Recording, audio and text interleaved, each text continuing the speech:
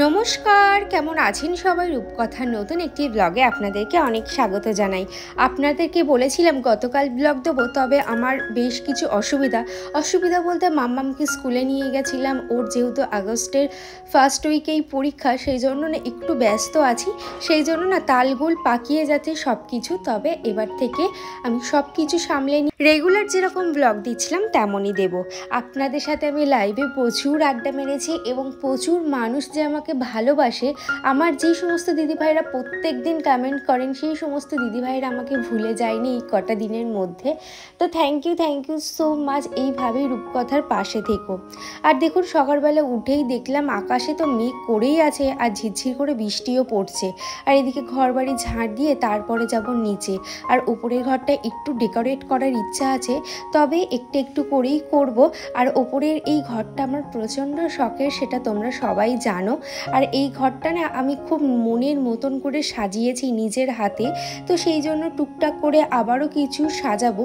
দেখো, যদি বেশি কিছু কিনতে না পারি বা বেশি কিছু সাজিয়ে যদি আমার ঘরটা মনে হয় বেশি হাবিজাবি হয়ে গেছে, তার থেকে মনে হয় আমার ঘরটা ফাঁকা থাকাই ভালো। ফাঁকা ঘর কিন্তু দেখতেও ভালো লাগে, এবং তোমার যদি গোছানোর আইডিয়া না থাকে, আমি বলবো ঘর ফাঁকা রাখাই ভালো। আমার খুব একটা যে আইডিয়া আছে তা কিন্তু না, তবে যতটুকু আছে আমি মনে করি সিম্পলের ওপরে যেন ঘরটা দেখতে ভালো লাগে। আর দেখছেন বাইরে কি প্রচণ্ড হারে বৃষ্টি পড়ছে, আর তার মধ্যে গরম এক কাপ চা, কি ভালো লাগে। সকাল থেকে কিন্তু ওয়েদার ঠিকঠাকই ছিল, আর যখন 8টা বাজলো তখন থেকে একদম ঝমঝমিয়ে বৃষ্টি। আজকে ভাবলাম যে সমস্ত কাজ যখন আজকে মিটে গিয়েছে, মাম্মামকে নিয়ে স্কুলে যাব, তো সেটা আর হলো না। তো কী আর করা যাবে, এই বৃষ্টি মাথায় মাম্মাম এই প্রায় 10-12 দিন স্কুলে যায় না, আর বাড়িতে কাজও ছিল, সেই জন্য আমি পাঠাইও নি। তো এই বৃষ্টির জন্য আজকে থেকেও আবার জানি না কতদিন স্কুল আবার বন্ধ থাকবে।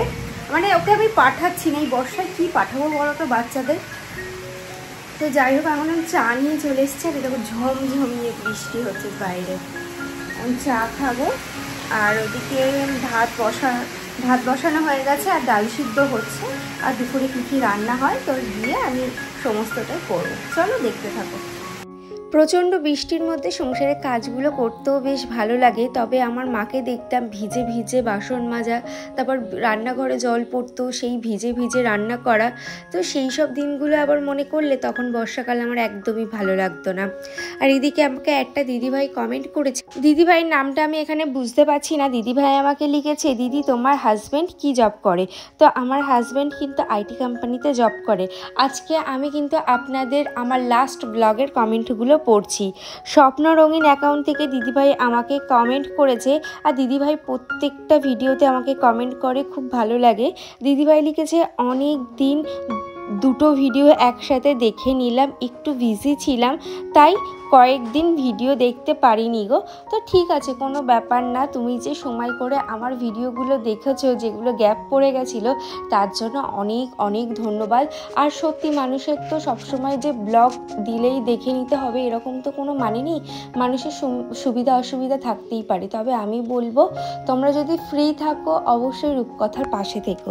পিয়াশ্রী দিদিভাই আমাকে কমেন্ট করেছে, লাইক দিয়ে সবার প্রথম ভিডিওটা দেখে নিলাম, খুব ভালো হয়েছে। থ্যাংক ইউ দিদিভাই। আর তোমরা যে আমাকে এত সুন্দর সুন্দর কমেন্ট করো, প্রত্যেকটা ভিডিওতে আমি বলি যে আপনাদের কমেন্টগুলো আমার পড়তে ভালো লাগে, এবং আমার মনে হয় আমি আপনাদের সাথে সরাসরি কথা বলছি। আমার কথাগুলো আপনারা যেহেতু দেখছেন, মনে হচ্ছে আপনাদের সাথে আমি সরাসরি কথা বলছি। আর এদিকে দেখুন, আপনাদের সাথে কথা বলতে বলতে আমার সবজিটাও কাটা হয়ে গেছে। আজকে কলা আলু দিয়ে মাছের ঝোল করব, আর করব কিচকিন্দে ভাজা। তবে এই কিচকিন্দেটা আমাদের বাপের বাড়ির ওখানে কিন্তু চিচিঙ্গে বলতো। আচ্ছা, আপনাদের ওখানে কি বলে অবশ্যই জানাবেন। আর এদিকে দেখুন, জ্যাঠা শ্বশুর মশাইয়ের কাজের সময় বেশ কিছু মাছ বেঁচে গেছিলো, তো 30 পিস মতন ভাজা মাছ আমি তুলে রেখেছিলাম, তো সেগুলোই আজকে ঝোল করব। তবে ঠান্ডা তো, মাছগুলো ফ্রিজে ছিল, একটু তেলের ওপরে গরম করে নিলাম। আর এদিকে কিচকিন্দেটাও ভেজে নিচ্ছি, নুন হলুদ আর একটু সামান্য মিষ্টি দিয়েই ভেজে নেব। লাল লাল করে এই ভাজা দিয়েই কিন্তু আমার ভাত খাওয়া হয়ে যাবে। আর এদিকে বেসিক যে মশলাটা সেটাও বেটে নেব।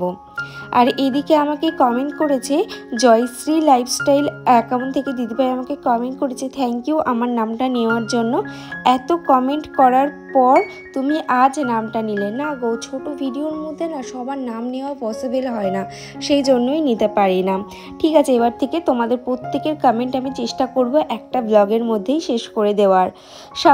শাবনুর দিদিভাই আমাকে কমেন্ট করেছে, খুব ভালো লাগলো ভিডিওটা, ভালো থেকো, ভিডিও দিও প্লিজ। হ্যাঁ গো, এবার থেকে অবশ্যই ভিডিও যাবে, পর ভিডিও যাবে।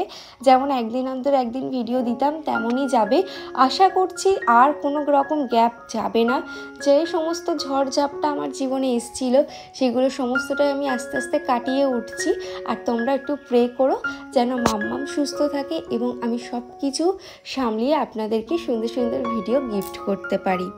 আর এদিকে দেখুন মাছের ডিম ছিল, তো ভাবলাম আজকে একটু মাছের ডিমের বড়া করি।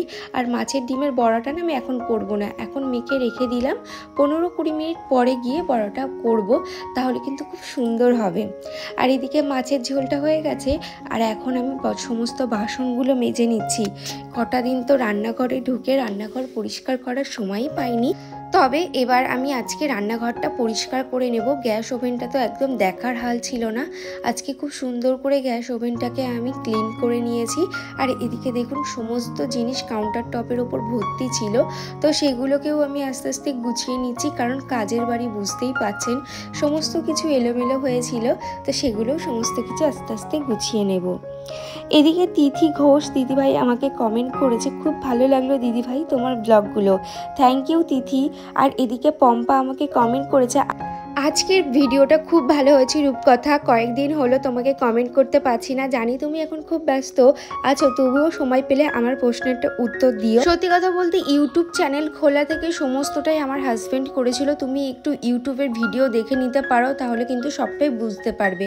আর এদিকে দেখো আমার সংসারে নতুন একটা জিনিস এসছে, কেমন হয়েছে এই শোকেসটা অবশ্যই জানিও। বেসিক্যালি এর ভিতরে আমার কাঁচের জিনিসপত্রগুলো আছে, তো সেগুলোই রাখবো।